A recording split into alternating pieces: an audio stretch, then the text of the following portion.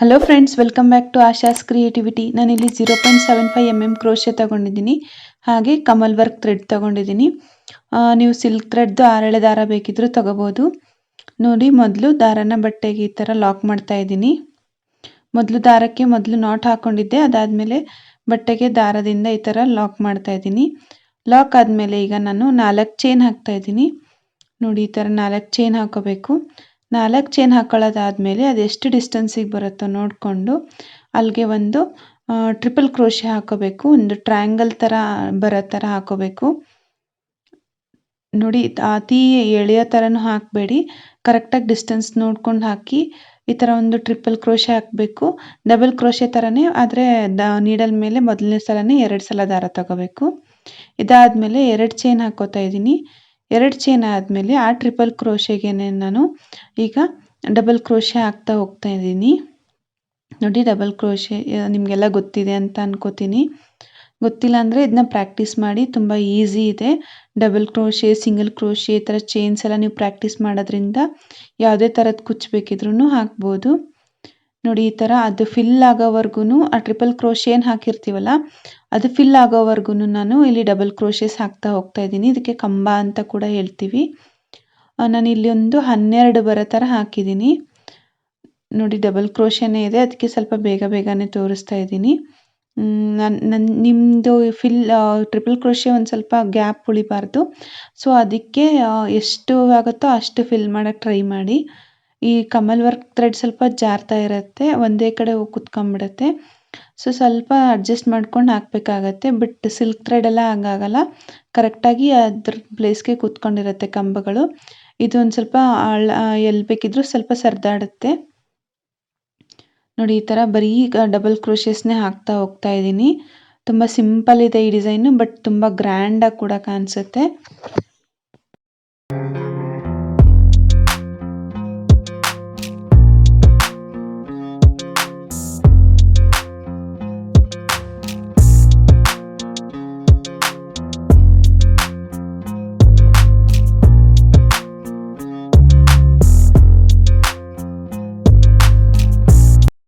ನೋಡಿ, ಈಗ double crochets 12 ಸಲ ಡಬಲ್ ಕ್ರೋಶೆಸ್ ಹಾಕೋದಾಯಿತು. ಈಗ ನಾನು ಅದೆಷ್ಟು ಡಿಸ್ಟೆನ್ಸಿಗೆ ಬರುತ್ತೋ ನೋಡಿಕೊಂಡು ಲಾಕ್ ಮಾಡ್ತಾ ಇದ್ದೀನಿ.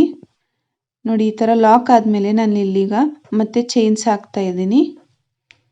ನೋಡಿ, ಈ ಥರ ದಾರನ ಕರೆಕ್ಟಾಗಿ ಎಳೆದಿಟ್ಕೋಬೇಕು. ಈಗ ನಾನು ಚೈನ್ಸ್ ಹಾಕ್ತಾ ಇದ್ದೀನಿ. ಒಂದು 7 ಚೈನ್ ಹಾಕ್ತೀನಿ.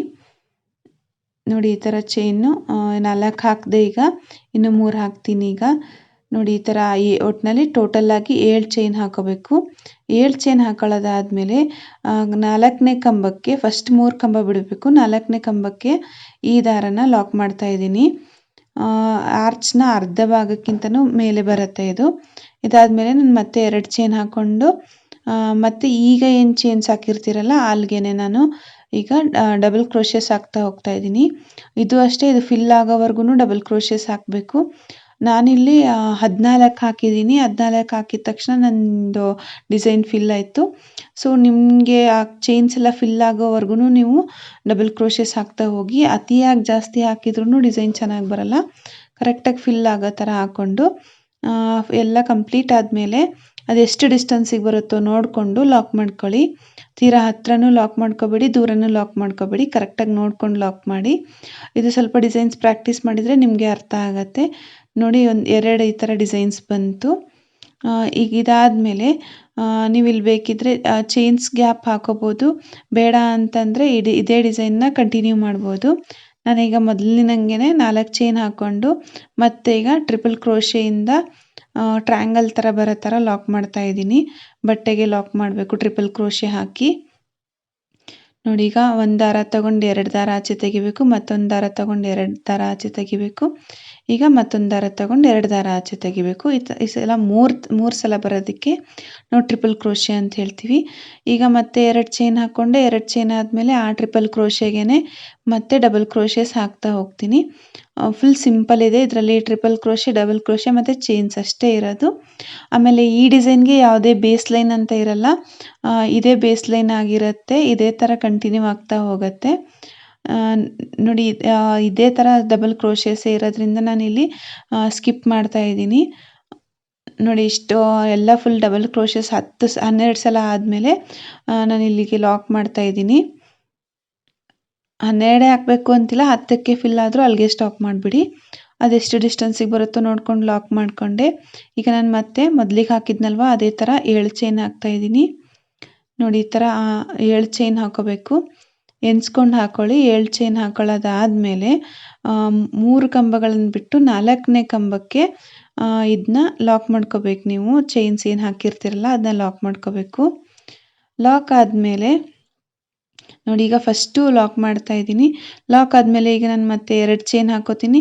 2 ಚೈನ್ ಹಾಕ್ಕೊಂಡು ಈಗ 7 ಚೈನ್ ಗ್ಯಾಪ್ ಏನಿರುತ್ತಲ್ಲ ಅಲ್ಲಿಗೆ ನಾನು 14 ಸಲ ಡಬಲ್ ಕ್ರೋಶಸ್ ಹಾಕ್ತಾ ಇದ್ದೀನಿ. ಮೊದಲನೇ 2 ಚೈನ್ ಬಿಟ್ಟು 14 ಹಾಕ್ತಾ ಇದ್ದೀನಿ. ಸೊ ಇದೇ ಥರ ಕಂಟಿನ್ಯೂ ಆಗ್ತಾ ಹೋಗುತ್ತೆ. ಇದೇ ಡಿಸೈನ್ ನಿಮ್ಮ ಮಧ್ಯದಲ್ಲಿ ಕುಚ್ಚಬೇಕು ಅಂತ ಅಂದರೆ 4 ಚೈನ್ದು ಗ್ಯಾಪ್ ಬಿಟ್ಕೋಬೋದು ಒಂದೊಂದು ಡಿಸೈನ್ಗೂ. ಬೇಡ ಅಂದರೆ ಇದೇ ಥರ ಹಾಕೋಬೋದು. ಕೆಲವರಿಗೆ ಕುಚ್ಚೆಲ್ಲ ಇಷ್ಟ ಇರಲ್ಲ, ಸೊ ಅಂಥವ್ರಿಗೆಲ್ಲ ಈ ಥರ ಡಿಸೈನ್ ಇಷ್ಟ ಆಗುತ್ತೆ. ನೋಡಿ ಇದೇ ಥರ ಕಂಟಿನ್ಯೂ ಆಗ್ತಾ ಹೋಗುತ್ತೆ. ಇದು ಫುಲ್ಲು ಡಬಲ್ ಕ್ರೋಶಸ್ ಎಲ್ಲ ಕಂಪ್ಲೀಟ್ ಆದಮೇಲೆ ಅದೆಷ್ಟು ಡಿಸ್ಟೆನ್ಸಿಗೆ ಬರುತ್ತೋ ನೋಡಿಕೊಂಡು ಲಾಕ್ ಮಾಡ್ಕೋಬೇಕು. ಲಾಕ್ ಮಾಡ್ಕೊಳ್ಳೋದಾದ್ಮೇಲೆ ಎಕ್ಸ್ಟ್ರಾ ದಾರನ ಕಟ್ ಮಾಡ್ಕೊಳ್ಳಿ. ನೋಡಿ ಈ ಥರ ಫಸ್ಟು ಲಾಕ್ ಮಾಡ್ಕೊಳ್ಳಿ ಕಂಪ್ಲೀಟಾಗಿ. ಇದು ಇಲ್ಲಿಗೆ ನಾನು ಎಂಡ್ ಮಾಡ್ತಾ ಇದ್ದೀನಿ. ಎಕ್ಸ್ಟ್ರಾ ದಾರನ ಕಟ್ ಮಾಡ್ಕೊಳ್ಳಿ. ನೋಡಿ ಡಿಸೈನ್ ಪೂರ್ತಿ ಕಂಪ್ಲೀಟ್ ಆದಮೇಲೆ ಈ ಥರ ಕಾಣಿಸುತ್ತೆ. ಈ ಡಿಸೈನ್ ನಿಮಗೆಲ್ಲ ಇಷ್ಟ ಆಗಿದೆ ಅಂತ ಅನ್ಕೋತೀನಿ. ಇಷ್ಟ ಆಗಿದ್ದರೆ ಈ ವಿಡಿಯೋನ ದಯವಿಟ್ಟು ಲೈಕ್ ಮಾಡಿ, ಕಮೆಂಟ್ ಮಾಡಿ, ಹಾಗೆ ನಿಮ್ಮ ಫ್ರೆಂಡ್ಸ್ ಜೊತೆ ಶೇರ್ ಮಾಡಿ. ಹಾಗೆ ನನ್ನ ಚಾನಲ್ನ ಇನ್ನೂ ಸಬ್ಸ್ಕ್ರೈಬ್ ಮಾಡ್ಕೊಂಡಿಲ್ಲ ಅಂದರೆ ದಯವಿಟ್ಟು ಸಬ್ಸ್ಕ್ರೈಬ್ ಮಾಡ್ಕೊಳ್ಳಿ. ಹಾಗೆ ಬೆಲ್ ಐಕನ್ ಕ್ಲಿಕ್ ಮಾಡೋದ್ರಿಂದ ನಾನು ಯಾವ್ದಾದ್ರು ವಿಡಿಯೋ ಹಾಕಿದ ತಕ್ಷಣ ನೀವು ಮೊದಲು ನೋಡ್ಬೋದು. Thank you.